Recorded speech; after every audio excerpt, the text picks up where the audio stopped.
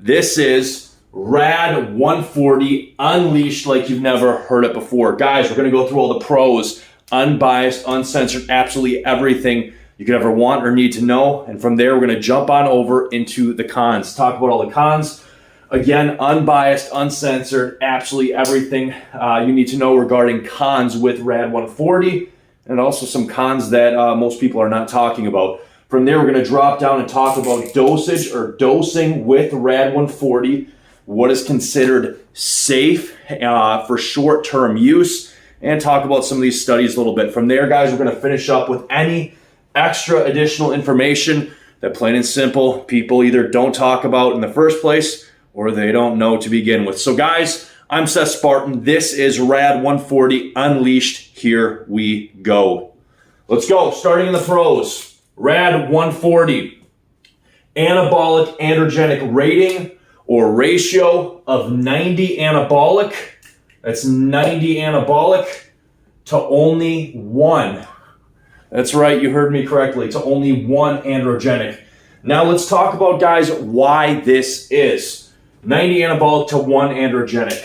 The anabolic androgenic rating system or ratio developed by scientists to basically rate or classify anabolic steroids and other anabolic or androgenic compounds based on a rating system that goes off of the root of testosterone. Testosterone being a 100 anabolic, 100 androgenic. So what do we see with RAD-140? When compared to base native testosterone, it's almost as powerful as testosterone anabolic, milligram per milligram, but a 100th the androgenic component of testosterone when comparing it. And this is how the scientists sorted out RAD-140 when compared to testosterone. Now, I have to go on record and I have to say this before we get absolutely any farther, because this is critical, absolutely critical, because you're going to see this rating all over the place, all right?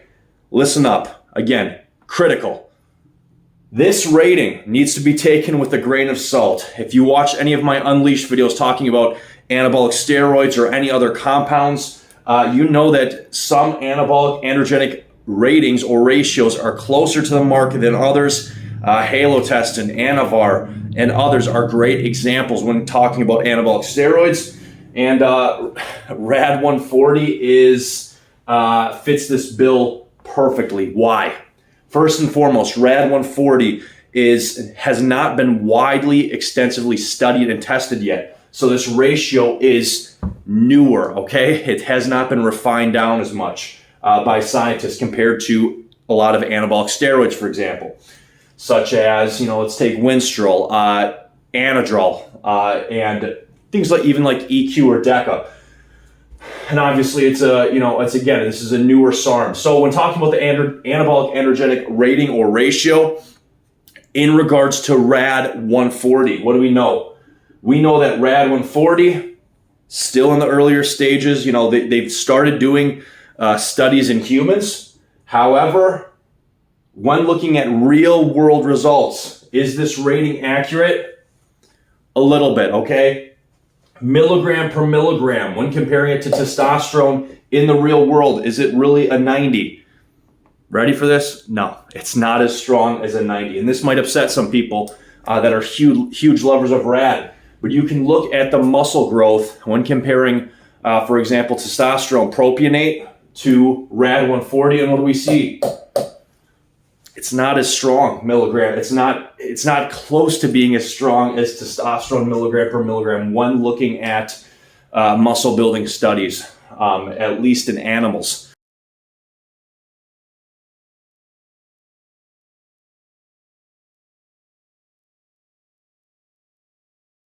And usually this is going to correlate to humans almost perfectly. A lot of human to animal studies, there's things that can be changed around, but when talking about muscle building potency, it's usually pretty well on the mark. So anyways, in terms of studies, is this anabolic component, very accurate? No. Is it somewhat accurate? I'd say yes, but it's definitely not a 90. It's less than that in the real world. Let's talk about androgenic. Is it as androgenic as a 1? Again, I'm going to say it's not that low, milligram per milligram. However, is it somewhere? Is it closer than the anabolic? Is it somewhere in the ballpark? Yes, I would say RAD-140. Guys, think about this. This is a snapshot. This is a rough snapshot based on what scientists have gathered and know about RAD-140 at the time. Is it very accurate like some anabolic steroids? Absolutely not. All right, moving on. Let's get away from this. Talk about this for, a half an hour. Moving down in the pros. RAD-140 is a SARM. What is a SARM? SARM means selective androgen receptor modulators. SARMs are not anabolic steroids. This is not an anabolic steroid. Let's talk about what SARMs are. So obviously, SARMs, selective androgen receptor modulators. However, SARMs can be either non-steroidal or steroidal in nature. The newer ones are usually non-steroidal. Let's compare this to anabolic steroids. Anabolic steroids, in almost every case, are derived from the root being testosterone. And what is what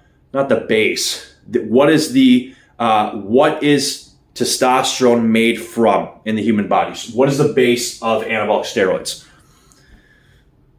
You guys probably already know what I'm going to say. Cholesterol, or hopefully there are some smart people that know what I'm going to say. In the human body, in the male body, cholesterol is floating throughout the bloodstream. The testicles, namely the latex cells, will literally suck in cholesterol and spit out testosterone. So anabolic steroids are cholesterol based. Pretty much in its most dumbed down form, okay? So the base of anabolic steroids and the base of testosterone is going to be what? Pretty much derived or based off of, yes, testosterone in most cases, but going even further, cholesterol. This makes it a steroidal molecule. So anabolic steroids are pretty much always steroidal in nature. They come from cholesterol, going as far back as we can go. SARMs, however, most SARMs are going to be non-steroidal. They are not based around cholesterol. There are some steroidal SARMs, but most are going to be non-steroidal. These are going to be compounds or drugs made for what purpose? Androgen receptor modulators, all right? And selective, obviously. Moving on. Let's talk about half-life with RAD-140. RAD-140 half-life. We are talking 50 to 60 hours in regards to a half-life with RAD-140, okay? So the first thing you're going to want to note when talking about RAD-140 Unleashed is that this half-life is extremely long, 50 to 60 hours. What does this mean? This means that we are talking about a half-life that is over 2 days. All right. Some people it's going to last longer, up to 60 hours. If you have a fast metabolism, we're talking about 50 hours, which is right around 2 days. So we're just going to say two to 2.5 days. All right. Half-life. So this makes this an extremely long-acting SARM with this incredibly long half-life. All right, so this is a big note with RAD, because if you're taking this every day, guess what? It's going to stack up in your system, and this is also going to basically remove any possible, or not just any possible. This is going to remove any probable muscle gain or advantage to taking RAD-140 pre-workout. Think about taking Anavar, Anadrol, Dianabol. Take a pre-workout, dissolved in water. Obviously, I'm talking about anabolic steroids here. But you're going to take this dissolved in water, pre-workout, spike up the levels in the bloodstream super high right before your workout. Then you're going through your workout, and granted, you're doing, well, even if you're doing lower volume, your muscles are still going to get pounded with that anabolic substance. With a SARM like this isn't going to be something that you can do. The half-life is just too long. Okay. All right, moving on in the pros. Here we go. This is what you guys are all here for. Large muscle mass gains, period, full stop. It is proven scientifically proven, RAD-140 gives large muscle mass gains. Again, full stop, period. All right? That's proven. What more can you see? We see this in animal studies. We see this in human studies.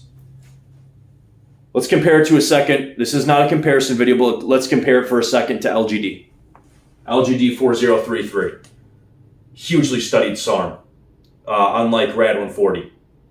When RAD-140 is compared to LGD 4033, what do we see?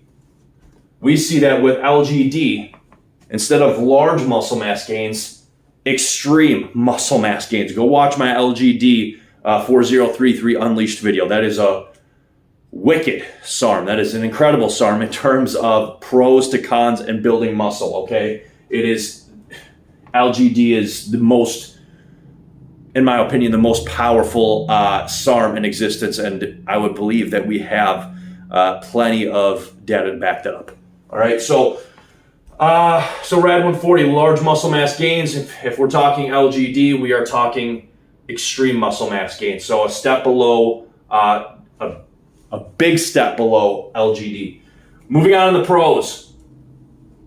Let's teach you guys something. Maybe some of you guys know this. Let's see.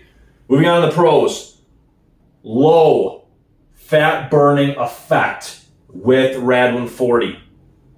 Now, this is not going to be talked about much with RAD-140. I'm not talking about, RAD-140 increasing muscle mass, increasing base metabolic rate, and burning calories that way through an indirect route,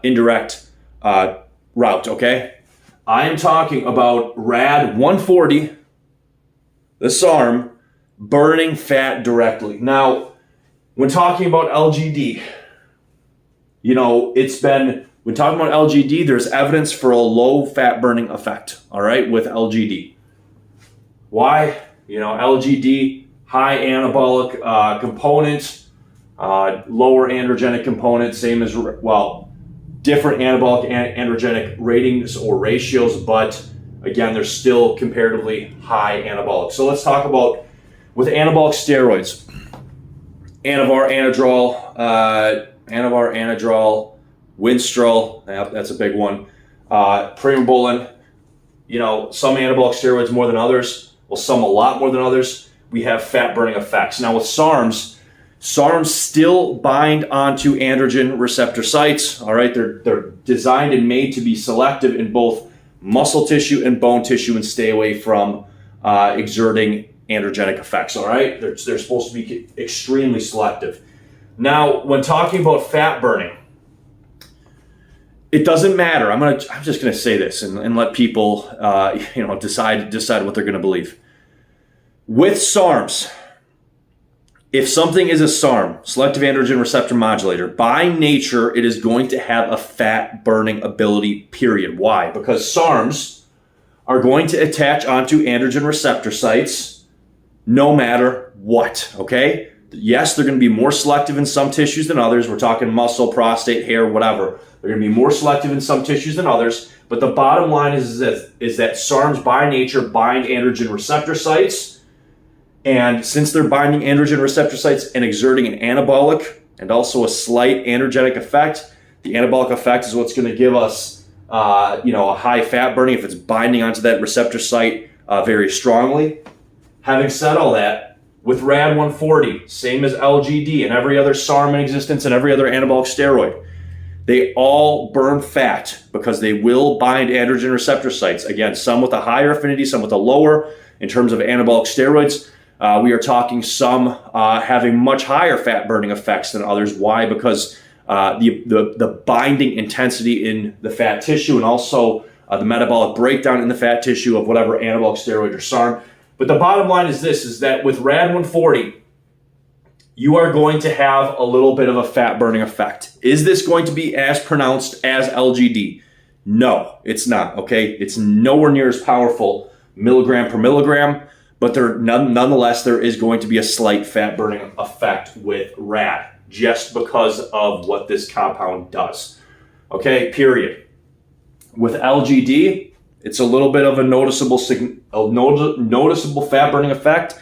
it's not that great. With RAD, it's going to be even less than that. So I'm just going to say it how it is. Low fat burning effect. The higher the dosages, the more this is going to be pronounced. And this is not me encouraging you to use RAD-140 in the first place, whether legal or illegal in your country. There's just not enough information on RAD yet. If you want to use a SARM, I'm gonna tell you why I'm gonna recommend LGD4033 over RAD all day, every day at the end. So let's keep going in the pros. All right, moving on. Got that out of the way. RAD-140 Unleashed. Here it is, powerful performance booster, period. We are talking with endurance and stamina and altogether muscle output. SARMs, anabolic steroids, all are performance boosters, some more than others when talking about endurance or stamina, and also more muscle output in terms of being able to push harder, longer, and also more muscle motor unit recruitment, okay? So, SARMs, one thing we see in the literature, and also we see in the literature to some extent, and also in a real world application of people using RAD-140, the same as LGD and other SARMs, RAD-140 is going to give you more strength, more endurance, more stamina. Okay, it's a SARM. It's going to bind androgen receptor sites, and it's going to cause more output. We're also talking central nervous stimulation to some extent. Although I would argue it's not going to be that high because of the androgenic component being so low. Again, our ratio or rating of anabolic to androgenic is only a snapshot, but still it gives us a picture of what RAD-140 is in the first place. All right, so that has to be said. Let's talk about bone mass. In the same way that RAD-140 has an increased binding affinity to what? Muscle tissue, it's also going to bind bone mass. This has been proven in studies, cannot be argued, will increase bone mass when taking or using RAD-140. Moving on to the pros, let's talk about estrogen. RAD-140. Does RAD-140 convert to estrogen? RAD-140 cannot and will not convert into estrogen under any circumstance from what we know. However, even though there is no conversion, there is some possible stimulation of the estrogen receptor site. Okay? It's possible. Has this been proven in any regard? No. No, it has not. Let's take a look at the evidence. All right, let's take a look at the evidence of people using RAD-140. People that are using RAD-140, they say it's very dry. They even, some people claim they lose water weight, but it's dry in general. People don't notice bloating or carrying water weight when using RAD. You hear some people talking about this more with LGD. So, based on what we know about RAD-140, obviously it does not convert into estrogen, but on the other hand, we're talking no noticeable estrogen stimulation. Now, if you watch my LGD video, LGD4033, I talk about how even though this has not been proven with LGD, based on the side some people have, excess water weight, there is some evidence for possible estrogen stimulation with LGD. Need more studies on that. That's as much as I can say. Guys, I'm Seth Spartan. We're done with the pros. Moving on into the cons now. No holds barred. Full forward. Here we go. Done with the pros. Let's get into the cons. First con with infamous RAD-140. People claim this is the best SARM of all time. RAD-140 is not the best, guys. LGD is the king, but nevertheless, RAD-140 is still a great SARM. And they share a lot of the same cons, so let's talk about this. And again, stay tuned for dosage and finishing out. At the end, I'm going to compare a final important go-through when talking about LGD versus RAD-140 and what you should use for bodybuilding, fitness, athletics if you're going to do this legally and safely. All right, con number one with RAD-140, and this is the biggest con, has to be talked about. Heart wall thickening. If you watch any of my videos on either talking about anabolic steroids or SARMs, you already know what I'm going to say. Heart wall thickening is arguably the biggest con with RAD-140. Why? It is anabolic, okay? It is an anabolic compound. It's going to be, we'll talk about plaque buildup later on, but in regards to SARMs, arguably the biggest con with any SARM is going to be heart wall thickening. Now, this occurs when, what happens? This occurs when in the human body, the heart itself hypertrophies basically too much. Now, let's say you take SARMs, let's take LGD. LGD is going to cause this more than RAD, being the most powerful SARM ever, all right, in terms of building muscle and stacking on mass, all right? So with SARMs and with anabolic steroids, you take whatever amount, use it too long, you take too much, whatever the case is, yes, your skeletal muscle is going to hypertrophy, muscle is going to build up, but also your heart is a muscle, it's a cardiac muscle, and it's full of androgen receptor sites, all right? That's just the way it is. So you're going to stimulate skeletal muscle growth, but you're also going to stimulate cardiac growth. Again, this is how much taken and duration of time. So the heart itself, the wall of the heart, the actual muscle, is going to get thicker. It's going to hypertrophy. Now, a little bit we can argue is good. All right, the heart's going to get a little bit stronger. But the problem with the heart hypertrophying too much and getting an enlarged heart wall or a thickened heart wall, what's going to happen? The heart, the left ventricle chamber, is going to have a harder time pushing all that blood out. And we see this time and time and time again with anabolic steroid use, abuse, and misuse. Where people use anabolic steroids, let's just throw out a number here. Somebody uses 600 milligrams of testosterone for 3 years. They're going to have some thickened heart wall, all right? Unfortunately, that's just the way it is. So they're going to have a thickened heart wall, which their heart actually can beat harder, but it can't push as much blood out each beat because it can't contract as far, okay? Think about it. A crude way of thinking about it is the range of motion of your biceps. The bigger your biceps get, you no longer can touch. You can't touch your wrist to your shoulder like you used to when you had smaller biceps. It's kind of the same sort of thing when talking about heart wall thickening, all right? And again, this is not to be, or not again. If you watch my videos, you already know what I'm going to say, but this is not to be compared to an athlete's heart or an enlarged heart where the left ventricle gets bigger to basically supply the body with more blood. You're doing lots of endurance sports, you're working out a ton. The left ventricle can get bigger, but then when you're done, it shrinks back down. There's no increase in mortality. I'm not talking about the left chamber getting bigger. I'm talking about the heart wall itself getting thicker. Need to clarify that. Guys, moving on in the cons. Let's talk about liver toxicity with RAD-140. Now, there's going to be people out there that need to hear this. Unfortunately, there are people that need to hear this.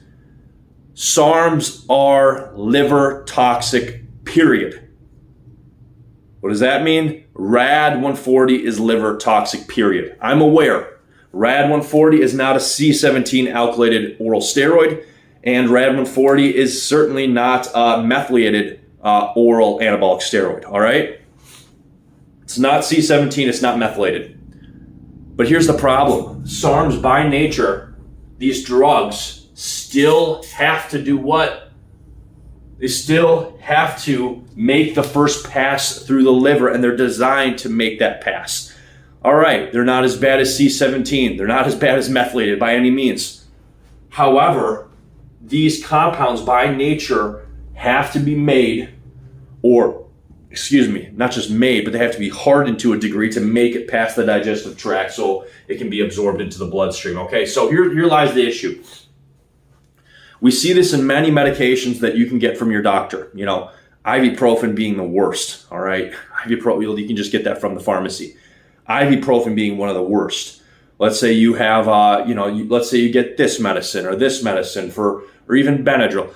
All these different drugs that you get, whether you live in the United States or elsewhere, over the counter, not over the counter, they have to pass through the liver. Some are worse than others. That's just the way they are. With SARMs by nature, SARMs are hard on what? SARMs are hard on passing through the liver. Some are worse than others. Like I said, it's not like you're taking ibuprofen. They're not that bad. They're not like ibuprofen. They're not like C17. They're not methylated. But the problem is that they still stress the liver. They're still liver toxic by nature because they have to go through that stupid pass past the liver itself, all right? So SARMs are liver toxic. And that's why, I'm going to talk about, after I give you a dosage, I'm going to talk about why after 2 weeks of SARM use, whatever dosage, low dose of SARMs, after 2 weeks of SARMs use, you go in and you get your liver checked, AST, ALT, and you'll know pretty well where you're at in terms of how this SARM is affecting you. Moving on in the cons. Hard shutdown. Let's talk about hard shutdown. People think SARMs don't shut you down. SARMs shut you down. Absolutely 100%, period. There's no argument both in the medical research and also in the real world. I've seen the blood work. SARMs shut you down hard. Some more than others, but they all shut you down. And the people that claim that SARMs don't shut you down, a lot of the times are people selling the SARMs, okay? All right, that's just how it is. So in studies, RAD-140, same as, LGD, what do we know? Shutdown, all right? This means, if you're a male, hypothalamus to pituitary to testicles, diminished hormone production. Let's talk about TRT for a second. If you are using RAD-140 or LGD, all right, if you're using it anything above, this is going to differ per person, all right, unfortunately. But if you're getting your total testosterone level checked when on SARMs, unless you are using very, very light, small dosages for short periods of time, guess what? You're going to have hard shutdown and you're going to have low estrogen levels. All right, so you have two choices when using SARMs. You can take with HCG. You can get that through Prometheus HRT. If you qualify, it should be extremely easy. So you need either one of two things if you're going to use SARMs at all in any seriousness. You need two things. Option one is HCG to keep your natural production going. Well, HCG, gonadorelin, or you need to do TRT. Why? To keep your natural testosterone levels high enough, not to make sure that you're having androgens, but rather to make sure that you have some estrogen in your bloodstream, okay?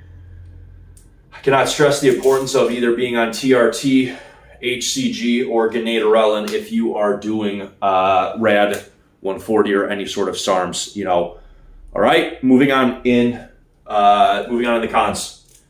Cons. These are more short-term cons, but they have to be talked about. Or actually, hang on, let's talk about lipids for a second. Anabolic steroids, SARMs, including our beloved RAD-140, or a lot of people's beloved RAD-140. They're going to be hard on your lipids. Unfortunately, because of the shutdown and increased, some SARMs are worse on your lipids than other, but they're all going to cause some sort of lipid problems, all right? Again, this is based on which SARM you're taking, how much, for how long. All right, but some SARMs are worse than others, but the bottom line is that these are anabolic androgenic drugs, hormones, compounds that are going to mess with your lipid profile. All right, unfortunately. All right, that's just the way it is. Now you can do things to counteract this by taking HCG or gonadorelin to keep your natural testosterone production going, so that your testicles are basically pulling the cholesterol, that the low density lipoproteins are out of the bloodstream. You have less bad cholesterol, but regardless, this happens. All right, moving on to the cons. Let's talk about some wonderful, absolutely wonderful short-term cons with RAD-140. Here we go. Stomach pain, nausea, diarrhea, bloating, headaches, and lethargy, same as LGD 4033. Why? All comes back to the liver. When the liver's stressed, these things show up. Again, dose dependent, and also how high your liver levels. Stomach pain, nausea, diarrhea, bloating, headaches, and lethargy. We're talking about irritation on the liver and on the digestive tract, okay? Some people more prone than others. Moving on to the cons. Possible plaque buildup in the arteries. With anabolic steroids, this is proven. This is going to happen. However, in terms of SARMs, it's going to be from what we know, less likely. However, nonetheless, RAD-140 has a risk of plaque buildup in the arteries, same as anabolic steroids. All right, that's just the way it is. Moving on to the cons. Very few safety studies, almost none, all right? So we have, at first with RAD-140, we only had animal studies. Now we have some human studies, but nowhere near as much as SARM like LGD, okay? So the problem with RAD-140, the biggest problem right now is that we have some studies, but we don't have a ton of short-term safety studies on RAD-140. Is it probably safe? I would say probably safe, but we just don't know. And I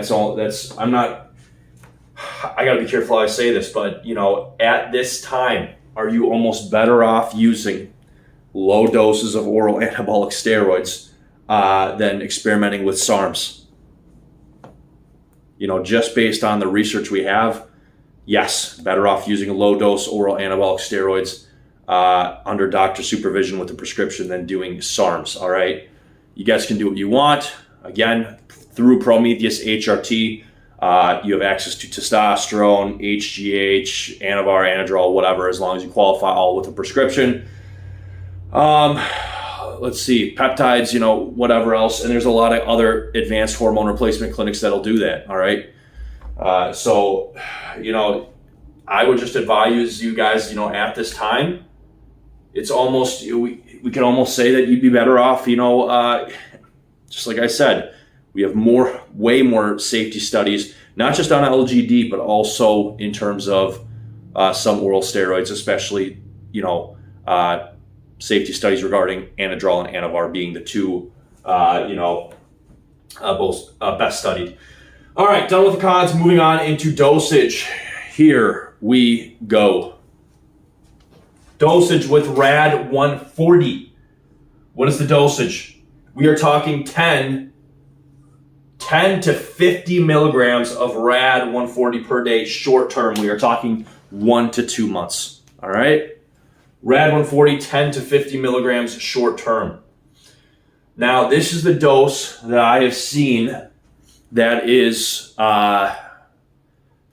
suggested to be safe. I'm not encouraging you guys to do this. Talk to your doctor before you do anything, do everything legally, safely through your doctor. But how my professional recommendation would be is that, if you're doing those things and you want to give RAD-140 a try, 10 to 50 milligrams per day, short-term usage. The most important thing I would advise is that if you're doing this 2 weeks, let's say you start with 15 milligrams, all right, 10 to 50 milligrams. Let's say you start with 15. You get your liver levels checked after 2 weeks to make sure that your body is doing okay with this, that you're not pushing your liver too hard. Most likely it'll be fine, but you want to get your stupid liver levels checked anytime you are putting anything that's liver toxic through your system, all right? Please. And I guarantee your doctor will agree with me on this, all right? That's it as far as dosage. Let's finish up with any extra additional information comparing RAD to LGD real quick, and guess what? We're out of here. Oh. Guys. Whoop, there goes my marker. Guys, this is the punchline, all right? RAD-140 is a good SARM. It is a great SARM for building muscle mass. For strength, and also performance. However, LGD, specifically 4033, blows the absolute socks off RAD-140 in almost every single way. Muscle mass, strength, and performance, we are talking LGD is over RAD-140. All right? This based on what medical research we have and also real world results, this is what we know. LGD blows the socks off RAD. And also, guys, not just in those regards, but also in regards to safety studies short term. All right? So this is the take home. You guys do what you want with this information. And again, talk to your doctor before you do anything. But I'm here to give you guys everything unbiased, uncensored, go through all the pros, no holds barred, give it to you, all you guys the pros, and then give you the cons and let you guys make your own decisions. So guys, that's it. I'm Seth Spartan. Stay safe, stay healthy, do everything legally, safely through your doctor. And again, you only have one body. Seth Spartan, and we are out of here.